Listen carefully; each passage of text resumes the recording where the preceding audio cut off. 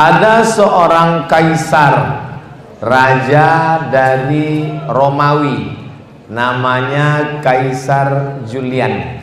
Dia buat kalender, maka kalendernya itu disebut dengan Julian kalender, sesuai dengan namanya, maka namanya Julian kalender. Jadi kalau yang buat kalender itu Ustadz Somad, namanya Somadian kalender. Lalu kemudian hari berganti musim berubah, pertukaran politik, lalu kemudian kalender itu berpindah ke Bizantium. Setelah itu ada seorang laki-laki bernama Gregorius mengambil kalender itu dan melakukan suatu pembaruan. Maka kalender itu sekarang disebut dengan Gregorian kalender. Kemudian ketika muncul PBB, PBB itu Persatuan Bangsa-Bangsa, bukan Pajak Bumi dan Bangunan. Lalu untuk menseragamkan dunia, maka kira-kira kalender mana yang diambil? Diambil kalender dari Vatikan yang dibuat oleh Paus Gregorius, namanya Gregorian kalender. Dikirimlah ke anggota-anggota PBB, salah satu anggotanya adalah Republik Indonesia, supaya tanggal rapatnya sepakat di hari dan di tanggal bulan tahun yang sama. Maka semua anggota pakai kalender. Itulah dia kalender yang kita pakai, Januari, Februari, Maret, April, Mei. Pas tanggal 18 Mei lahir Ustadz Abdul Somad. Maksudnya kalau yang mau nyiapkan kado dikasih tahu. Bulan yang pertama namanya bulan Januari. Januari nama patung yang kepalanya satu tapi wajahnya dua. Satu wajah ke depan, satu wajah ke belakang. Maka dipakai itu sebagai bulan yang pertama, karena bulan pertama itu menghadap ke belakang, menghadap ke depan, menghadap ke masa lalu 2024, menghadap ke masa depan 2025. Terus sebelum kita ikut PBB, kita pakai kalender mana? Ada kerajaan Demak di Jawa, di Sumatera ada kerajaan Delhi, ada kerajaan Aceh, di Kalimantan ada kerajaan Gadriah. Maka waktu itu semua kalender menggunakan kalender Muharram, Safar, Rabiul Awal, Rabiul Akhir. Apa perbedaannya? Kalau bulan Januari, Februari disebut dengan Syamsiyah. Kalau Muharram, Safar disebut dengan Qamariyah. Qamar artinya bulan, Syams artinya matahari. Yang satu pakai kalender matahari, yang satu pakai kalender bulan. Bedanya berapa hari? 11 hari. Makanya kalau saya ditanya, umur Ustadz berapa? Mau Syamsiyah apa Qamariyah? Karena dalam setahunnya beda 11 hari. Ah ribet Ustadz, nggak jadi nanya lah. Nggak apa-apa. Umur ini kan bukan masalah angka, tapi masalah rasa. Nah, Bapak Ibu yang dimuliakan Allah Subhanahu wa taala, Allah pergantikan, silih berganti. Allah ciptakan matahari, Allah ciptakan bulan. Tujuannya untuk apa? Lita'lamu adadas sinina wal hisab, untuk tahu perhitungan tahun. Zaman Nabi Muhammad SAW bulannya ada, tapi tahunnya nggak ada. Makanya tidak pernah disebut Nabi tak lahir tahun berapa. Nabi lahir tahun gajah.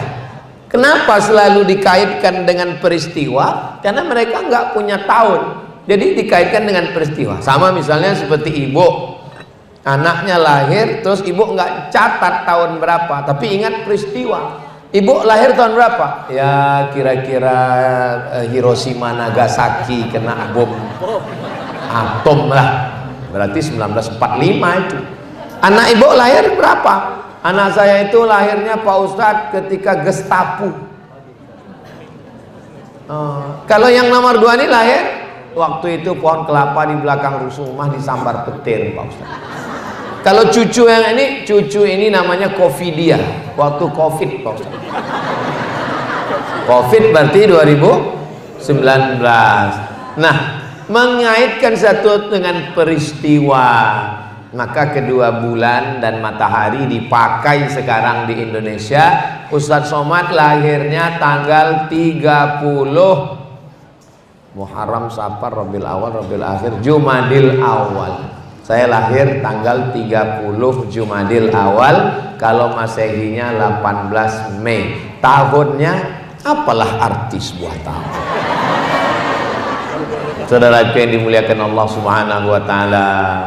Lalu untuk apa Allah pergantikan hari jadi pekan, pekan jadi bulan, bulan jadi tahun, tahun jadi windu, windu jadi abad.